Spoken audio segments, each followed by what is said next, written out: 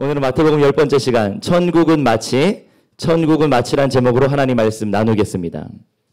여러분 지금까지 살아오면서 뭐 몇 년 안 살았지만 내가 가진 용돈으로 내가 갖고 있는 돈으로 사본 것 중에 가장 비싼 게 어떤 게 있을까요?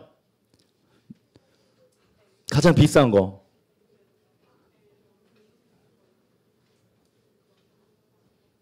자동차? 냉장고? 노트북이나 아이패드, 뭐 태블릿 PC 같은 거? 혹은 휴대폰? 아이폰?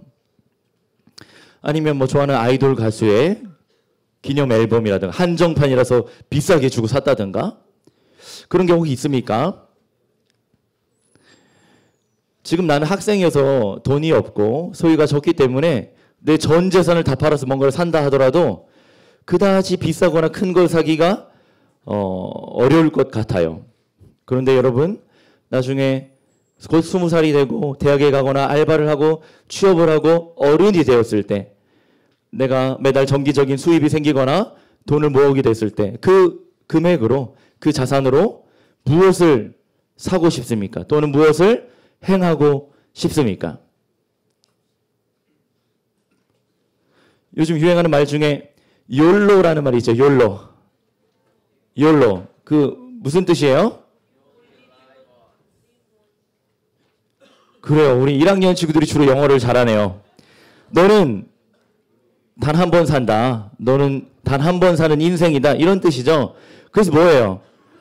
그 예전에 우리 목사님이나 우리 선생님들이 대학생 때는 카르페 디엠 들어봤어요? 프랑스어죠. 지금 이 시간 충실하고 행복하고 즐겁게 즐기며 살자라는 그런 뜻이죠. 군대 가서는 흔히 이런 말도 하죠. 피하지 못하면 즐겨라. 이런 말도 하죠. 어쨌든 우리는 이 땅에 태어나서 단 한 번뿐인 생명으로 한 번의 인생을 살아가는데 네 인생 한 번뿐이니까 즐겨라. 예, 긍정적으로 해석하자면 행복하게 살아라. 또 의미 있게 살아라. 이렇게 볼 수 있을 것 같아요. 그런데 내가 갖고 있는 전 재산, 내 모든 소유를 틀어 무엇을 위해 살아갈 것인지, 어느 것에 우리의 생명을 걸고 살아갈 것인지는 교회 안에 있는 우리들에게뿐 아니라 세상 사람들도 너무나 중요하게 생각하기에 이런 말들이 유행하고 또 자기가 추구하는 것을 위해 살아가려고 사람들이 애쓰고 노력하는 것이죠. 오늘 목사님은 오늘 함께 나눌 이 말씀을 통해 우리가 전 소유를 다 팔아 전 생애를 걸고 가져야 될 그 가치가 무엇인지 함께 나누려고 합니다. 오늘 마태복음 10번째 시간인데 마태복음 13장에 왔어요. 마태복음 13장에는 예수님의 설교 말씀이 시리즈로 엮어져 있는데 그 설교의 주제는 오늘의 제목 천국은 마치. 천국은 무엇인가? 예수님 비유로 말씀하신 거예요. 첫 번째 오늘 본문에서 우리가 읽었던 31절에 보면 예수님이 비유로 말씀하셨어요. 여러분 비유가 무엇입니까? A는 B다. 뭐뭐처럼 뭐뭐와 같은 이렇게 의인법을 쓰거나 대유법을 쓰거나 활유법을 쓰거나 이렇게 한 대상을 보다 시적이나 문학적이나 더 잘 이해하기 위해서 비유법을 쓰는데 그 비유 설교의 대가가 예수님이셨어요. 31절에 보니까 천국은 마치 사람이 자기 밭에 갖다 심은 겨자씨 한 알과 같으니. 겨자씨는요 이스라엘 땅에서 가장 작은 씨앗의 대명사였어요.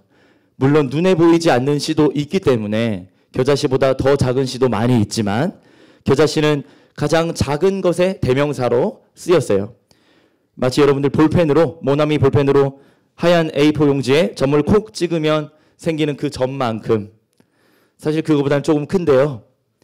보고 싶은 친구들 이따가 예배 끝나고 목사님에게 와요. 목사님 성경책에 스카치 테이프로 겨자씨 하나를 붙여놨어. 이따 보여드릴게요. 겨자씨가 자라서 뭐가 됩니까? 겨자는 열매고요.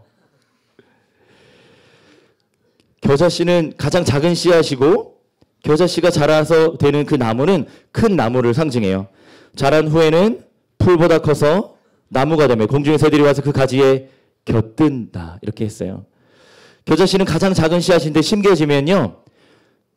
수개월 만에 1, 2m로 자라고 1년 만에 3, 4m로 자라요. 그런데 우리 성경에는 겨자 나무라고 묘사했지만 사실은 나무가 아니라 나물이에요. 나물. 풀이에요. 풀.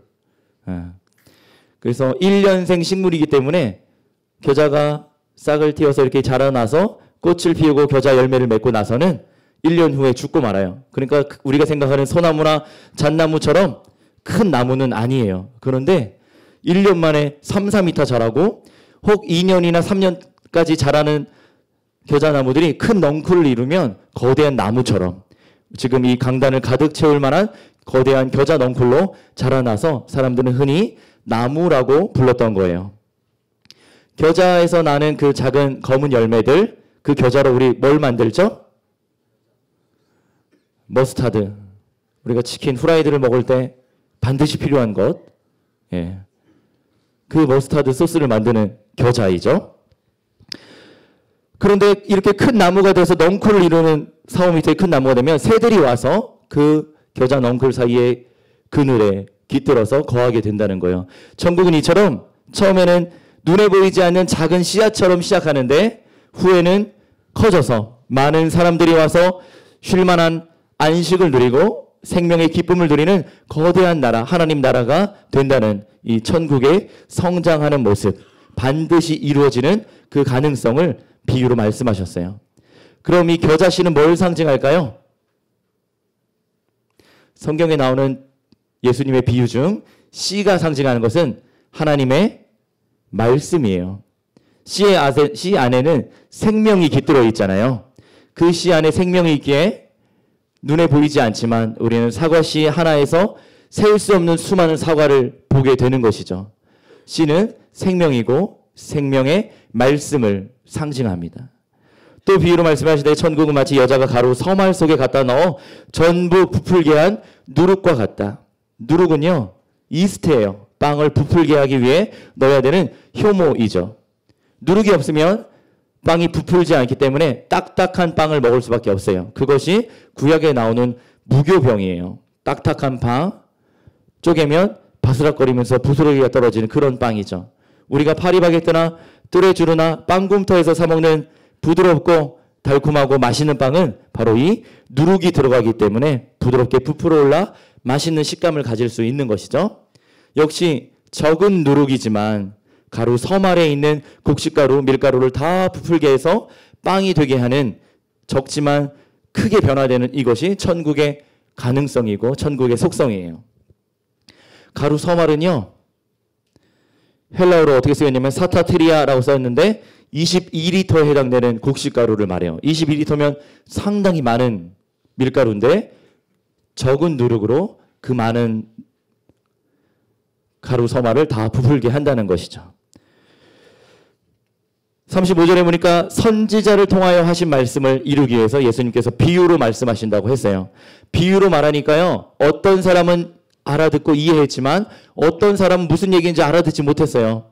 설명하지 않으면 그 씨가 말씀인지 예수님인지 생명인지 알아듣지 못하고 천국이 그렇게 부풀어 오르고 큰 나무를 이룬다는 건지 비유를 듣고도 깨닫지 못하는 자들이 있었어요. 이것은 천국의 비밀을 설명하기 위한 예수님의 비유 설교였어요. 여러분, 비밀이 뭡니까? 친한 친구들끼리 비밀 한두 가지씩 갖고 있나요? 비밀은요, 다른 사람에게 절대 알리고 싶지 않은 것이 비밀인 것이죠. 그러나 그 비밀을 알고 있는 사람은 반드시 그 사람만 알고 있고 지키고 있는 내용이 비밀이에요. 예수님의 이 비유 말씀으로 천국의 비밀을 말씀하셨을 때 듣지 못하고 깨닫지 못하고 믿지 못했던 많은 사람들에게는 깨닫지 못하는 비밀과 같았고, 이 말씀을 듣고 비유를 설명들었던 제자들이 천국의 비밀을 깨달았다면 그 제자들은 천국의 비밀을, 남들은 모르는 그 비밀을 깨달은 자로 천국의 비밀을 소유한 자로 살았던 것이죠. 우리 사랑하는 고등부 친구들이 이 예수님의 비유 말씀 속에 담겨있는 천국의 비밀, 복음의 비밀을 깨닫는 은혜가 있기를 축복합니다. 44절 비유에 보니까 우리가 잘 아는 말씀, 찬양도 부르죠. 수련회 가서 우리 찬양 땀날 때까지 뛰어다니면서 율동할 텐데 천국은 마치 밭에 감추인 보화와 같아서 이를 발견한 사람이 숨겨두고 기뻐하여서 집으로 돌아가서 자신의 전 소유를 다 팔아 그 밭을 사는 거예요. 고대 사회에는 오늘날처럼 은행이 발달하지 않았기 때문에 재산이 있어도 은행에 적금하거나 예금하고 그렇게 하지 않았어요. 대부분 사람들이 집안에 잘 감춰두거나 또 멀리 여행 가거나 군대에서 전쟁을 가게 돼서 집을 비우게 됐을 때 그 자신의 가장 소중한 보물이나 재산을 땅속이나 동굴 속이나 자기만 아는 장소에 감춰두고 먼 길을 떠났던 경우가 있었어요. 그러다가 전쟁 후에 못 돌아오면 여행 갔다 돌아오지 못해서 주인 없는 보물과 보화가 혹 그렇게 감춰진 채로 남아있었던 적이 고대 시대에는 많이 있었어요. 그래서 한 농부가 밭에서 소작농으로 농사를 짓고 있는데 밭을 갈다가 뭔가 딱딱한 게 있어서 땅을 파보았더니 그 속에 감춰져 있는 보화를 보게 된 거예요. 얼마나 기뻤겠습니까? 집으로 돌아가서 자신의 전 소유를 다 팔아서 그 밭을 사고 그 밭에 감춰져 있었던 보화와 보석을 발견해 자신의 소유로 삼는 것이죠. 천국은 이처럼 밭에 감추어져 있어서 다른 사람들은 모르지만 발견한 사람에게는 무엇과도 바꿀 수 없는 가장 귀한 가치이기에 내 모든 것을 팔아 그것을 산다는 거예요. 우리가 천국의 가치를 발견한다면 욜로 내 한 번뿐인 인생 무엇을 위해 살아갈지 깨닫게 될 것입니다. 45절, 46절 말씀 우리 같이 한번 읽어볼게요. 같이 읽습니다. 목사님 이 말씀을 우리 친구들과 나누고 싶어서 오늘의 설교를 준비했어요. 큰 목소리 읽겠습니다. 시작.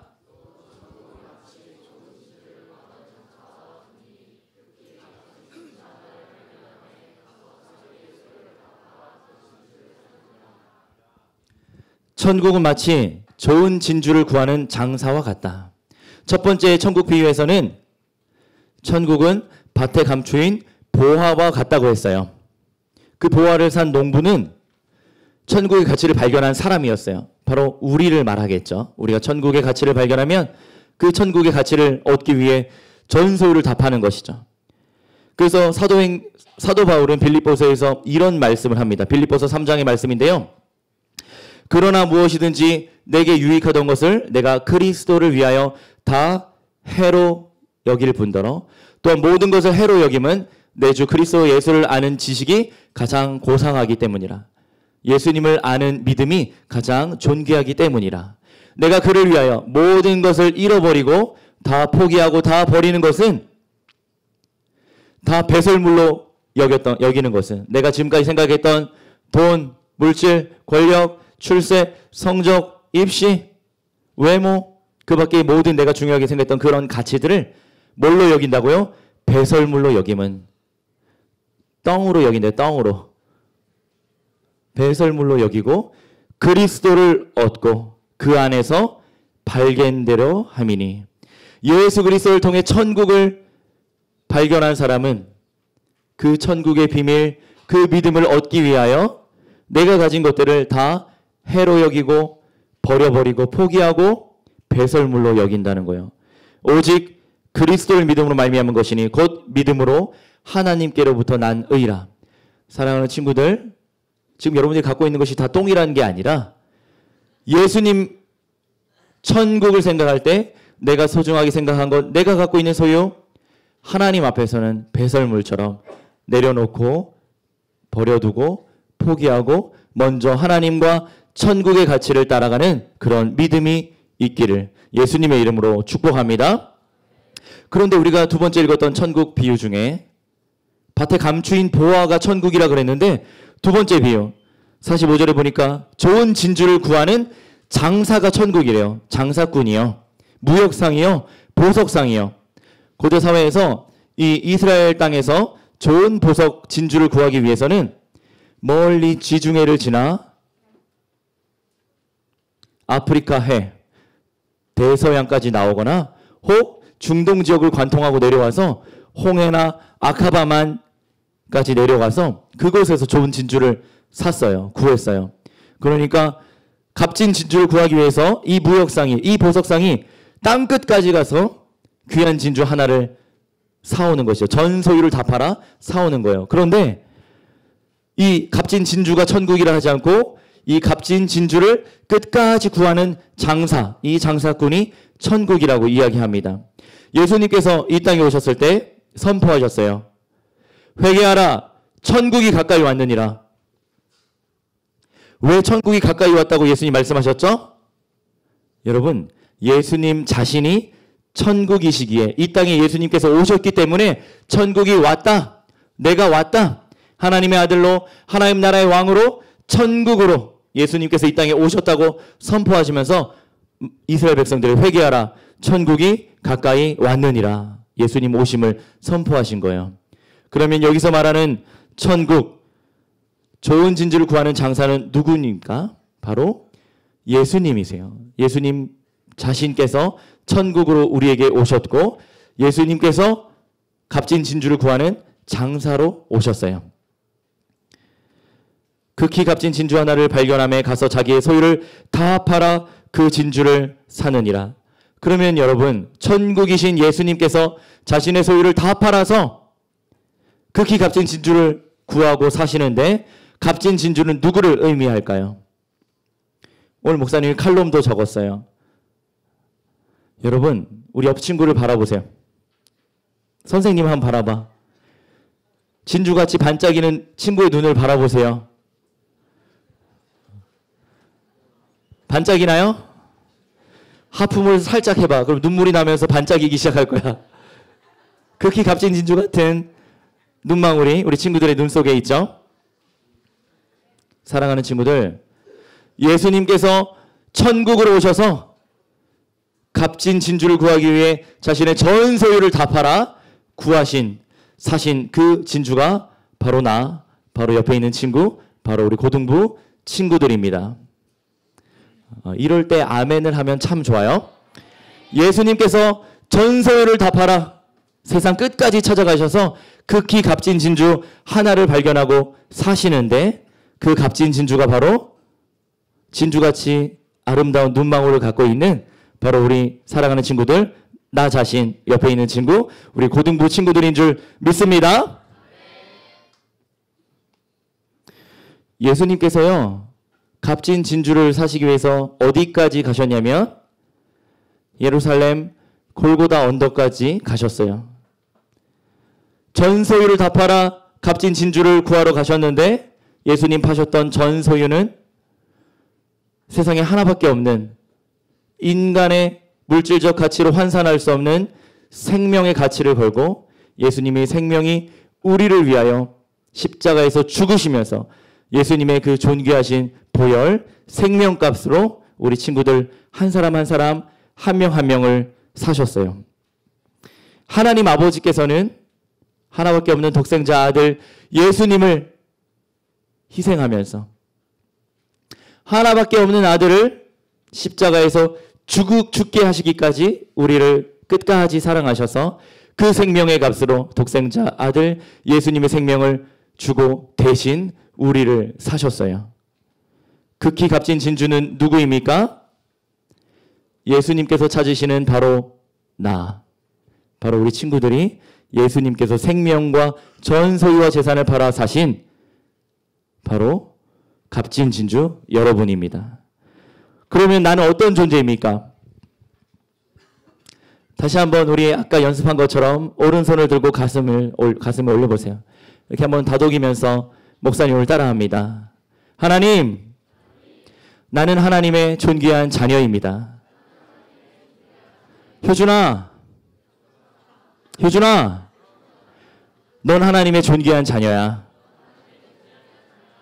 우리 옆 친구에게, 다정아, 은수야, 옆 친구 이름을 불러주세요. 상현아, 넌 하나님의 존귀한 자녀야. 사랑하는 친구들, 아침에 침대에서, 이불에서, 잠자리에서 일어나면서 나는 일어나면서 기도한다. 손 들어보세요. 나는 제일 먼저 일어나면 하나님께 기도합니다. 이렇게나 많이 기도합니까? 이야, 진짜 한 2,000명 정도 잠자리에서 일어나면서 기도하는데, 자, 목사님은 기도 잘 안 하고요. 이거 해요. 누운 채로 이불을 걷어차면서 눈 감고 하나님을 느끼는 거지. 하나님 품에 누워있는 것처럼 효준아, 넌 하나님의 존귀한 자녀야. 하나님, 전 하나님의 존귀한 자녀입니다. 이렇게 고백하면서 일어나요.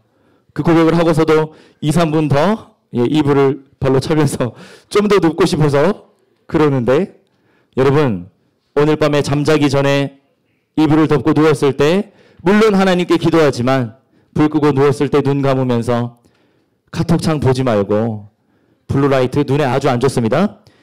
휴대폰 멀리 두고요. 누워서 이불 덮고 잠자리에 청하면서 그렇게 고백해 보기 바랍니다. 하나님, 전 하나님의 존귀한 자녀입니다. 아침에 눈을 뜨고 일어나면서 아니 눈부셔서 눈이 안 떠지지만 더 자고 싶지만 그러나 그렇게 고백하면서 하나님, 전 하나님의 존귀한 자녀예요. 혜림아, 난 하나님의 존귀한 자녀야. 자기 이름을 불러가면서 그렇게 축복하면서 잠자리에서 일어나는 우리 친구들 되기를 축복합니다. 여러분은 그렇게 소중한 존재예요. 하나님께서 자기 독생자 아들을 대신하여 사신 존재고, 예수님께서 자신의 전 소유, 전생의 모든 생명을 다 바쳐서 구하시고 사신 단 하나의 생명, 극히 값진 진주와 같은 여러분들입니다. 이사야서 43장 말씀이에요. 목사님, 이 말씀을 찾아서 설교를 준비하다가 우리 친구들 얼굴이 하나 한 명 한 명 떠올라서 많이 울었어요. 자, 우리 남학생 한 절, 여학생 한 절, 이렇게 7절까지 한번 교독해 보겠습니다. 우리 또박또박 말씀을 마음에 새기는 마음으로 한번 읽어보겠습니다. 남학생 먼저요. 시작.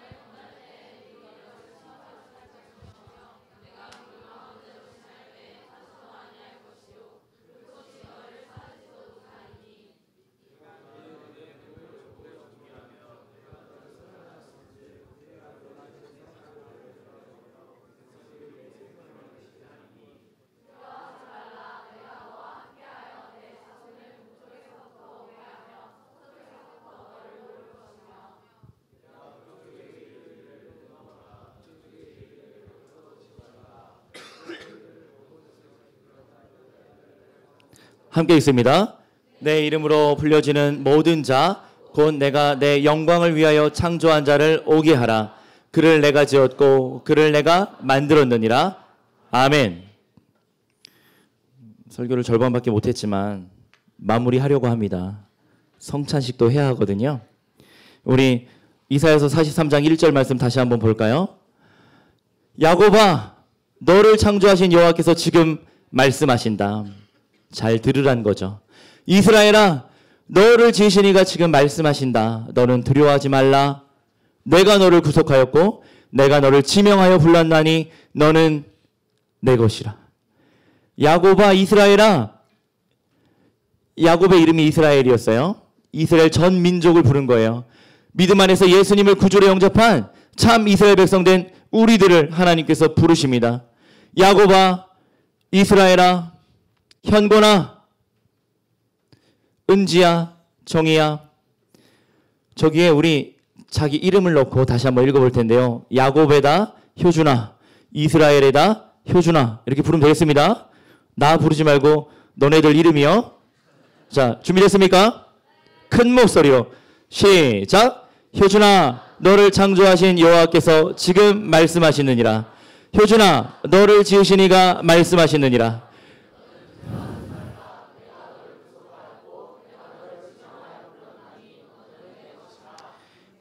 내가 물 가운데로 지날 때 내가 너와 함께 할 것이라.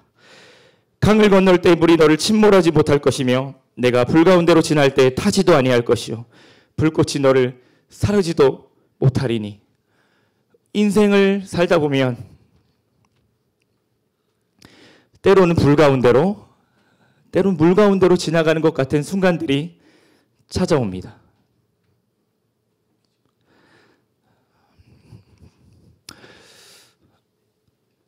목사님이 1월에 처음 딱 부임했을 때 이렇게 예배를 드리고 설교를 하면 우리 친구들 얼굴이 보이지 않았어요.